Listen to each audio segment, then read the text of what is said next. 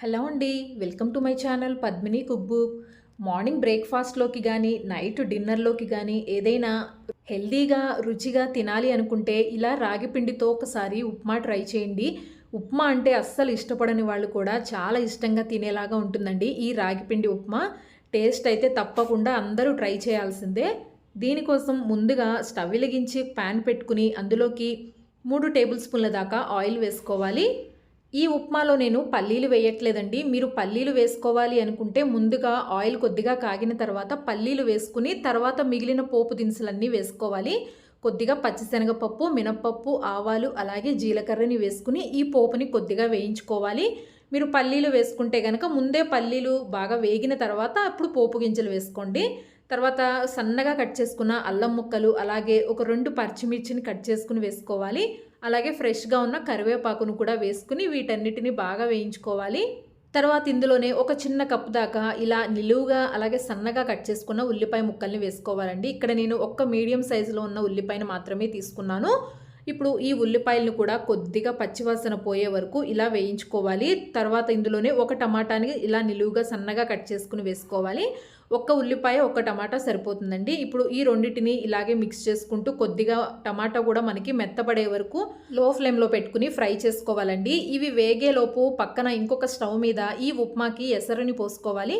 గిన్నె తీసుకుని అందులోకి ఇక్కడ నేనైతే ఒక 3 కప్పుల దాకా వాటర్‌ని తీసుకుంటున్నానండి. అంటే మనం తీసుకునే అరకప్పు రాగి పిండికి గాను 3 కప్పుల దాకా వాటర్‌ని తీసుకోవాలి. ఇక్కడ నేను ఈ ఉప్మాకి అరకప్పు దాకా రాగి పిండిని తీసుకుంటున్నానండి. దానికి గాను 3 కప్పుల దాకా వాటర్‌ని ఇలా గిన్నెలో వేసుకుని స్టవ్ మీద పెట్టేసి బాగా మరిగించుకోవాలి. తర్వాత ఇక్కడ ఇవి కూడా మనకి టమాటాలు, ఉల్లిపాయలు కూడా బాగా మెత్తగా అయిపోయాయండి.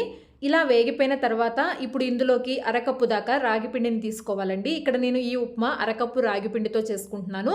మీరు కావాలంటే ఫుల్‌గా 1 కప్పు రాగి పిండితో కూడా చేసుకోవచ్చు. అరకప్పు రాగి పిండికి పావు కప్పు దాకా బొంబాయి రవ్వ పడుతుందండి. ఈ ఉప్మా రెసిపీలో రాగి పిండి ఎక్కువగా ఉండాలి. అలాగే రవ్వ తక్కువగా ఉండాలండి. అందుకని అరకప్పు రాగి పిండికి పావు కప్పు దాకా బొంబాయి రవ్వను తీసుకుని ఈ రెండిటిని ఒక 2 నిమిషాల పాటు ఈ ఆయిల్‌లో బాగా వేయించుకోవాలండి. మనకి ఆ పచ్చివాసన అంతా పోయే వరకు రాగి పిండి అలాగే రవ్వ ఈ 2 కూడా పచ్చివాసన పోయే వరకు బాగా వేయించుకోవాలి. ఇక్కడ మీరు 1 కప్పు రాగి పిండి తీసుకున్నట్లయితే అరకప్పు దాకా బొంబాయి రవ్వను తీసుకోండి. ఇక్కడ నేను తీసుకున్న క్వాంటిటీని బట్టి ఈ ఉప్మా ముగ్గురికి ఈజీగా వస్తుందండి. ఇలా మనకి కొద్దిగా వేగిన తర్వాత రుచికి తగినట్టుగా ఉప్పుని వేసుకోవాలి. ఉప్పు ఇక్కడే వేసుకోవాలండి. తర్వాత వేసుకోకూడదు. ముందుగానే ఉప్పుని ఇలా వేసేసుకుని ఇంకొక నిమిషం పాటు బాగా కలుపుకోవాలి. ఇక్కడ తీసుకున్న రాగి పిండి, రవ్వ ఎంత బాగా వేగితే మనకి ఉప్మా రుచి అంత బావుంటుందండి. ఇలా కంప్లీట్‌గా వేగిపోయిన తర్వాత మనం పక్కన మరిగించి పెట్టుకున్న వాటర్‌ని వేసేసుకోవాలండి. 3 కప్పుల వాటర్‌ని తీసుకున్నాను. మీరు 1 కప్పు రాగి పిండిని తీసుకున్నట్లయితే గనక ఇంకొక కప్పు అంటే 4 కప్పుల దాకా వాటర్‌ని వేసుకోవాల్సి ఉంటుంది. ఎందుకంటే ఈ ఉప్మా కొద్దిగా లూజ్‌గా ఉండేలాగానే చేసుకుంటున్నాను. మీకు గట్టిగా కావాలి అనుకుంటే గనక మీరు రవ్వని అయినా పెంచుకోవచ్చు. లేదంటే వాటర్‌ని అయినా తగ్గించుకుని వేసుకోవచ్చండి. అప్పుడు మీకు ఉప్మా కావాల్సినట్టుగా గట్టిగా అవుతుంది. ఇప్పుడు వాటర్ కూడా పోసేసి ఉండలేమీ లేకుండా బాగా కలిపిన తర్వాత పైనుంచి 1 టీ స్పూన్ దాకా నెయ్యిని వేసుకోవాలి. ఉప్మా తయారు చేసే ముందు ఇలా వేడిగా ఉన్న నీళ్ళను పోసుకోవటం వల్ల మనకి ఉప్మా చల్లారిన తర్వాత కూడా గట్టిపడకుండా చక్కగా చాలా మెత్తగా ఉంటుందండి. అలాగే టేస్ట్ కూడా బావుంటుంది. మూత పెట్టేసి ఒక 5 నిమిషాల పాటు లో ఫ్లేమ్‌లో ఉప్మాని బాగా ఉడికించుకోవాలి. ఇక్కడ ఒక 5 నిమిషాల తర్వాత చూసారు కదా మనకి ఉప్మా చక్కగా ఉడికిపోయిందండి. అలాగే ఇలా లూజ్‌గా మీకు ఇష్టపడితే గనక నేను చెప్పిన కొలతలతో తయారు చేసుకోండి. లేదు మేము ఉప్మా గట్టిగా తింటాము అనుకుంటే గనక రాగి పిండి మీరు ఎంతైతే తీసుకుంటున్నారో ఉప్మా రవ్వ కూడా అంతే క్వాంటిటీలో తీసుకుంటే మీకు ఉప్మా కావాల్సినట్టుగా గట్టిగా వస్తుందండి. ఈ ఉప్మా ఇలా జారుగా తింటేనే టేస్ట్ చాలా బావుంటుందండి. అలా వేడివేడిగా తింటే గొంతులోకి జారిపోయేంత మెత్తగా ఉంటుందండి ఉప్మా. ఇక్కడ మనకి ఉప్మా తయారైపోయినట్టే. చివర్లో ఇక్కడ నెయ్యిలో కొద్దిగా వేయించిన జీడిపప్పుని వేసుకోవాలి. ఈ ఉప్మాలో పల్లీల కన్నా కూడా ఇలా జీడిపప్పు నేతిలో వేసుకుంటే టేస్ట్ చాలా బావుంటుందండి. ఇలా జీడిపప్పును కూడా వేసేసుకుని మొత్తం ఒకసారి కలుపుకొని స్టవ్ ఆఫ్ చేసుకోవటమేనండి. మనకి వేడి వేడిగా రాగి పిండితో ఉప్మా తయారైపోయింది. ఇందులో మనం రవ్వ తక్కువ వేసి రాగి పిండి ఎక్కువ వేసుకుంటాం కాబట్టి ఆ టేస్ట్ కూడా చాలా బాగుంటుందండి. స్టవ్ ఆఫ్ చేసి ఇప్పుడు ఒక ప్లేట్లోకి సర్వ్ చేసుకోవాలి. ఇక్కడ నేనైతే ఈ బ్రేక్ఫాస్ట్లోకి పల్లీ చట్నీని తయారు చేసుకున్నానండి. రాగి ఉప్మాకి పర్ఫెక్ట్ కాంబినేషన్ అంటే పల్లీ చట్నీ అండి. ఇది ఆల్రెడీ నా ఛానల్లో ఉంటుంది. తప్పకుండా చూసి ఈ చట్నీని కూడా తయారు చేసుకోండి. ఇప్పుడు ఉప్మాని ఇలా వేడివేడిగా ప్లేట్లో సర్వ్ చేసుకోవాలి. మనం వేడి నీళ్లు పోసి ముందుగా ఉడికించుకుంటాం కాబట్టి ఉప్మా చల్లారిన తర్వాత ఎంతసేపు అయినా కూడా మీకు ఇలాగే ఉంటుందండి. తర్వాత తయారు చేసుకున్న పల్లీ చట్నీని కూడా వేసుకుని వేడివేడిగా తింటే చాలా బాగుంటుందండి ఉప్మా. పిల్లలకి కూడా పెట్టచ్చండి. చక్కగా ఇలా మెత్తగా ఉంటుంది కాబట్టి చిన్న పిల్లలకు కూడా చాలా ఇష్టంగా తింటారు ఈ ఉప్మా. మార్నింగ్ బ్రేక్ఫాస్ట్లోకి అప్పటికప్పుడు హెల్తీగా మీరు ఏదైనా తయారు చేసుకోవాలి అంటే ఇలా రాగి పిండితో ఉప్మా తయారు చేసుకోండి. కడుపు నిండుగా చాలా బాగుంటుంది. ఈ ఉప్మా ఒక్కసారి రుచి చూస్తే మామూలు ఉప్మాలు కూడా పక్కన పెట్టేసి ఎప్పుడు ఇలాగే తయారు చేసుకుంటారండి. ఈ ఉప్మా టేస్ట్ అంత బాగుంటుంది. తప్పకుండా ఈ వీడియోలో చూసిన 4 రెసిపీస్ మీరు కూడా ట్రై చేయండి. మార్నింగ్ బ్రేక్ఫాస్ట్లోకి ఈజీగా చేసుకోవడానికి నేను చూపించే రెండో రెసిపీ వచ్చి బోండా రెసిపీ చూపించబోతున్నానండి. మైసూర్ బోండా అంటే చాలామందికి ఇష్టంగానే ఉంటుంది కదండి. అలాంటి మైసూర్ బోండానే కొద్దిగా డిఫరెంట్గా తయారు చేసి చూపించబోతున్నాను. ఈ వీడియో చూసి తప్పకుండా మీరు కూడా ఇలా ఒకసారి ట్రై చేయండి. దీనికోసం ముందుగా ఒక మిక్సీ జార్ తీసుకుని అందులోకి 1 కప్పు దాకా ఫ్రెష్గా ఉన్న బఠానీలు తీసుకోవాలండి. ఇవి మనకి ఈ సీజన్లో తప్పకుండా దొరుకుతాయి కదా. ఈ బఠానీలతో మనం చాలా రెసిపీస్ తయారు చేసుకోవచ్చండి. ఇప్పుడు ఈ బఠానీని బాగా మెత్తగా గ్రైండ్ చేసేసుకోవాలి. వాటర్ ఏమీ యాడ్ చేయాల్సిన అవసరం లేదండి. మనకి ఇలాగ నేను చూపించిన విధంగా గ్రైండ్ చేసుకుని పక్కన పెట్టుకోవాలి. తర్వాత ఒక మిక్సింగ్ బౌల్ తీసుకుని అందులోకి 1 అరకప్పు దాకా పుల్లటి పెరుగుని తీసుకోవాలి. ఈ మైసూర్ బోండా రెసిపీకి పుల్లగా ఉన్న పెరుగు అయితే టేస్ట్ చాలా బాగుంటాయండి. మీ దగ్గర అప్పటికప్పుడు పుల్లటి పెరుగు లేకపోయినా నార్మల్గా ఫ్రెష్గా ఉన్న పెరుగుతో కూడా తయారు చేసుకోవచ్చు. తర్వాత ఇందులోనే రుచికి తగినట్టుగా ఉప్పుని వేసుకోవాలి. ఇక్కడ నేను ఒక 2 టీ స్పూన్ల ఉప్పుని వేసుకున్నాను. తర్వాత ఒక 1/2 టీ స్పూన్ దాకా వంట సోడాని వేసుకోవాలండి. తర్వాత ఈ పెరుగులో ఈ వంట సోడా మనం వేసిన ఉప్పు కలిసేలాగా పెరుగుని ఇలా బాగా బీట్ చేసుకోవాలి. గడ్డలేమీ లేకుండా చక్కగా సాఫ్ట్గా పెరుగుని ఇలా బీట్ చేసేసుకోవాలి. తర్వాత ఇందులోకి 1.5 కప్పు దాకా మైదా పిండిని వేసుకోవాలి. ఇక్కడ నేను 1.5 కప్పుల దాకా మైదా పిండిని తీసుకున్నానండి.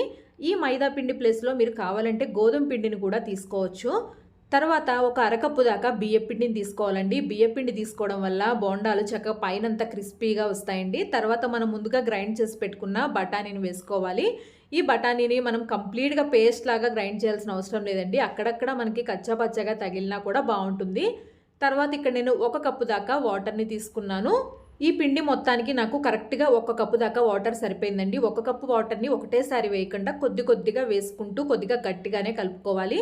ఎందుకంటే మనం ఇలా బీట్ చేసుకుంటూ ఉంటాం కాబట్టి బ్యాటర్ని ఇలా బీట్ చేసుకుంటూ ఉండే కొద్దిగా లూజ్ అవుతుందండి. అందుకే ముందుగానే వాటర్ ఎక్కువగా పోసేయద్దు. చూసుకుని కొద్దిగా పోసుకోండి. ముందుగా మనకి చూడడానికి కొద్దిగా గట్టిగా అనిపించినా కూడా పిండిని ఇలా బాగా మెత్తగా ఎక్కువసేపు బీట్ చేసుకోవడం వల్ల కొద్దిగా లూజ్ అవుతుంది. అలాగే బోండాలు కూడా చక్కగా సాఫ్ట్గా వస్తాయండి. తర్వాత చివరిలో కొద్దిగా కరివేపాకు తరుగును వేసుకోవాలి. అలాగే సన్నగా కట్ చేసుకున్న పచ్చిమిర్చిని కూడా వేసుకుని ఒకసారి మొత్తం మిక్స్ చేసుకోవాలి.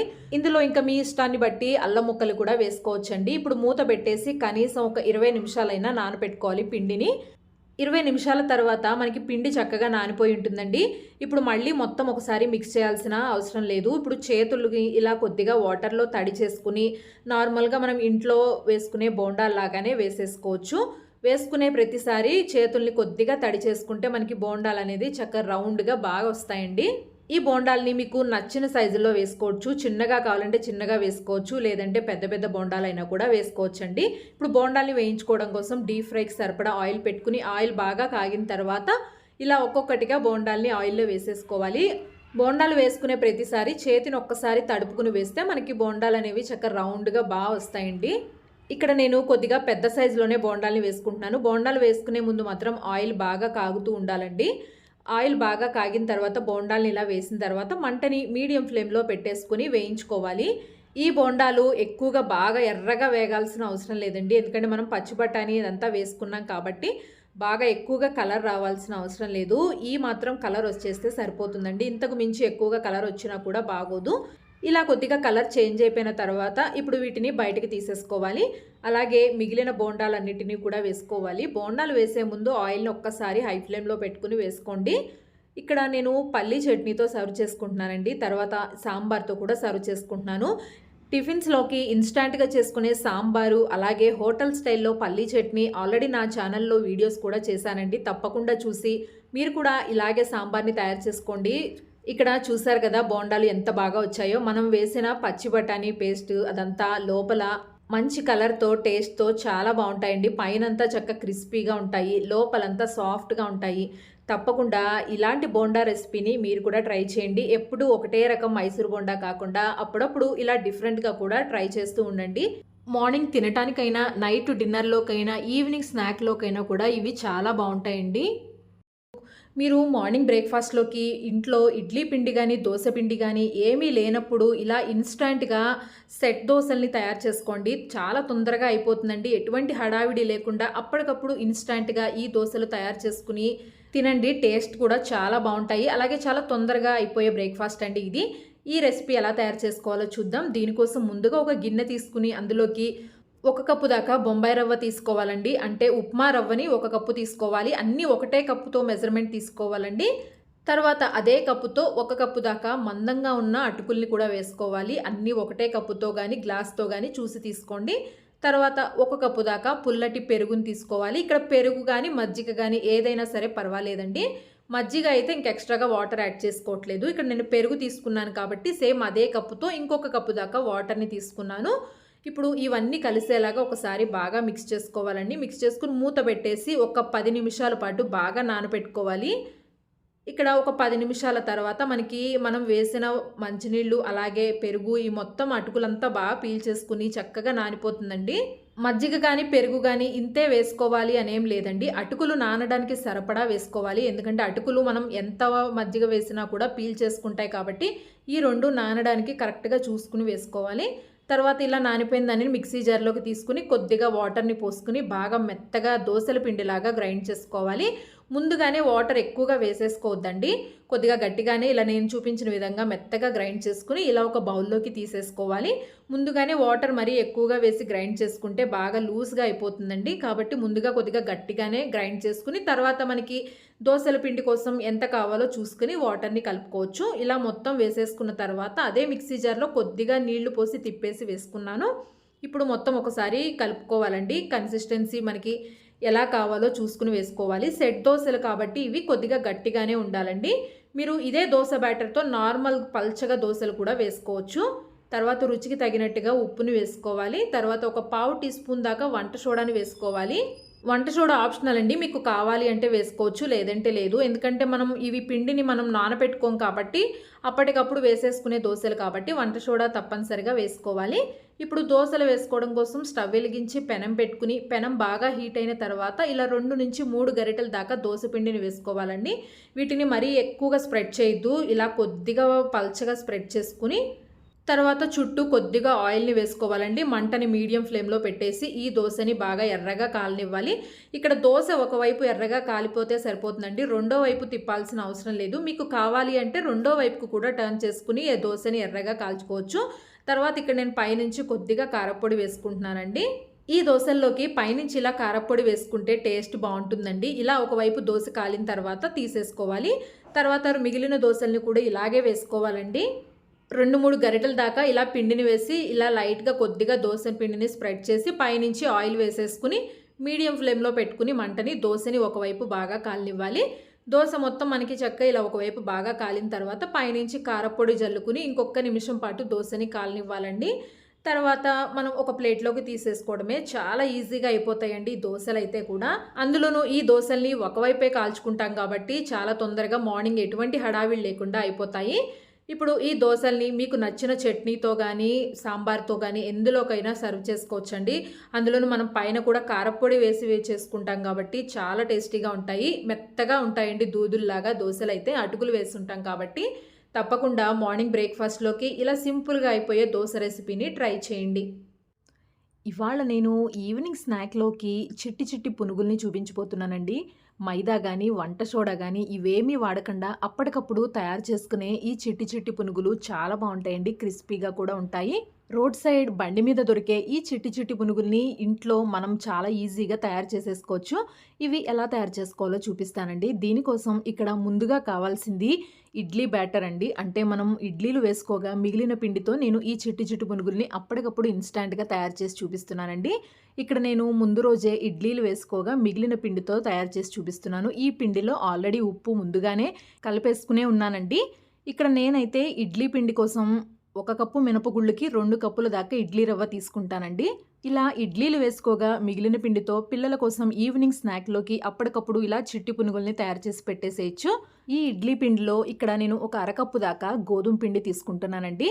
తర్వాత అదే కప్పుతోనే ఒక అరకప్పు దాకా బియ్య పిండిని వేసుకోవాలి. వీటి వల్ల మనకి ఈ పునుగులు చక్కగా పైనంతా క్రిస్పీగా చాలా బాగా వస్తాయండి. ఇంకా ఇందులో వంట సోడా గాని, పెరుగు ఇవేమీ యాడ్ చేయాల్సిన అవసరం లేదండి. ఈ 2 పిండిలు వేసిన తర్వాత ఇందులోకి సన్నగా కట్ చేసుకున్న ఉల్లిపాయలను వేసుకోవాలి.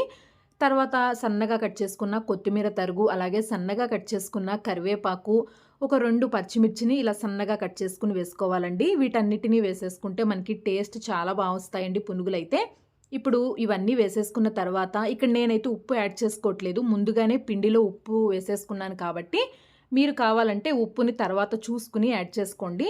ఇవన్నీ వేసేసుకున్న తర్వాత పిండి మొత్తం కలిసేలాగా ఒకసారి బాగా కలుపుకోవాలండి. మనకి పునుగులు ఎలా అయితే వేసుకుంటామో పిండి అనేది కొద్దిగా గట్టిగానే ఉండాలి. ఇలా మొత్తం కలిపేసుకున్న తర్వాత ఇక్కడ పిండి కొద్దిగా బాగా గట్టిగా ఉంది కదండి. తర్వాత ఇక్కడ నేనైతే ఇందులో ఒక అర గ్లాస్ దాకా వాటర్ని యాడ్ చేసుకుంటున్నాను. ఎక్కువగా వాటర్ పోసేయద్దు. ఒక్క అర గ్లాస్ మాత్రమే వాటర్ యాడ్ చేసుకుని పిండి మొత్తాన్ని బాగా కలుపుకోవాలండి. ఉండలేమీ లేకుండా మనం వేసిన గోధుమ పిండి, బియ్యం పిండి వీటిలో చక్కగా కలిసి అలాగే మనకి పునుగులు వేయటానికి వీలుగా ఉండేలాగా ఉండాలండి. పిండి మరీ జారుగా ఉంటే గనక మనకి పునుగులు రౌండ్గా రావు పర్ఫెక్ట్గా. కాబట్టి పిండిని ఇలా కొద్దిగా గట్టిగానే కలుపుకోవాలండి. ఈ పునుగుల్లో వంట సోడా కూడా ఏమీ వేయాల్సిన అవసరం లేదండి. ఏమీ వేయకపోయినా కూడా పునుగులు మనకి చక్కగా బాగా వస్తాయి. తర్వాత స్టవ్ వెలిగించి బాండీలో ఇలా ఆయిల్ పెట్టి ఆయిల్ బాగా కాగిన తర్వాత చిన్న చిన్నగా పునుగుల్ని వేసుకోవాలి. ఇక్కడ నేనైతే చిట్టి పునుగులు వేసి చూపిస్తున్నాను కాబట్టి పునుగుల్ని కొద్ది కొద్దిగా చిన్న చిన్నగా వేసుకుంటున్నాను. మీరు కావాలంటే బయట హోటల్స్లో ఉన్నట్టుగా పెద్ద సైజులో బోండాల్లాగా కూడా వేసుకోవచ్చండి. పిల్లల కోసం అయితే గనక ఇలా చిట్టి చిట్టి పునుగులు వేస్తే వాళ్ళు తినటానికి కూడా చాలా ఇష్టపడతారు. ఇలా పునుగులు వేయటం మొత్తం కంప్లీట్ అయిపోయిన తర్వాత మంటని మీడియం ఫ్లేమ్లో పెట్టేసుకుని చక్కగా లోపలంతా బాగా ఉడికే వరకు వేయించుకోవాలండి. పునుగులు వేసే ముందు మంటని బాగా హై ఫ్లేమ్లో ఉంచుకుని వేసుకోవాలండి. పునుగులు వేసేసిన తర్వాత మంటని మీడియం ఫ్లేమ్లో పెట్టేస్తే చక్కగా లోపల వరకు ఉడికి మనకి పునుగులు తినటానికి చాలా బాగుంటాయి. ఇక్కడ మనకి పునుగులు చూసారు కదా, మంచి కలర్లో వేగిపోయాయి. ఇప్పుడు ఇలా వేగిపోయిన తర్వాత వీటన్నిటిని ఒక ప్లేట్లోకి తీసేసుకోవాలి. ఈ పునుగులు వేసుకోవటం చాలా సింపుల్ అండి. అప్పటికప్పుడే మనం ఇంట్లో ఇడ్లీ పిండి ఉంటే చాలు, చాలా ఈజీగా పిల్లల కోసం తయారు చేసి పెట్టేసేయచ్చు ఈవినింగ్ స్నాక్లోకి. ఇలాగే మిగిలిన పునుగులన్నిటినీ కూడా వేసుకోవాలి. ఈ పునుగుల్ని చట్నీతో అలాగే పక్కన ఇలా సన్నగా కట్ చేసుకున్న ఉల్లిపాయలతో సర్వ్ చేసుకుంటే టేస్ట్ చాలా బాగుంటుందండి. పైనంతా చక్క క్రిస్పీగా ఉంటాయి, లోపల చక్క సాఫ్ట్గా చాలా బాగుంటాయండి. ఇందులో వంట సోడా వేయకపోయినా కూడా మనకి చక్క మెత్తగా ఉంటాయి లోపలంతా. పునుగుల్ని ఇలా చట్నీలో కొద్దిగా డిప్ చేసుకుని పక్కన ఇలా ఉల్లిపాయలతో తింటే టేస్ట్ చాలా బాగుంటుందండి. అచ్చం ఇవి బయట మనకి బండి మీద దొరికే పునుగులు టేస్టే ఉంటాయండి. చక్క పైన అంతా క్రిస్పీగా కరకరలాడుతూ బాగుంటాయి. అందరింట్లోనూ ఇడ్లీ పిండి ఎప్పుడు ఉంటూనే ఉంటుంది కదండి. ఎప్పుడు ఒకటే రకం టిఫిన్స్ కాకుండా ఇలా మిగిలిన ఇడ్లీ పిండితో పిల్లల కోసం కానీ పెద్దవాళ్ళ కోసమైనా సరే ఈవినింగ్ స్నాక్లోకి తినటానికి ఇలా వేడి వేడిగా పునుగుల్ని తయారు చేసుకోండి.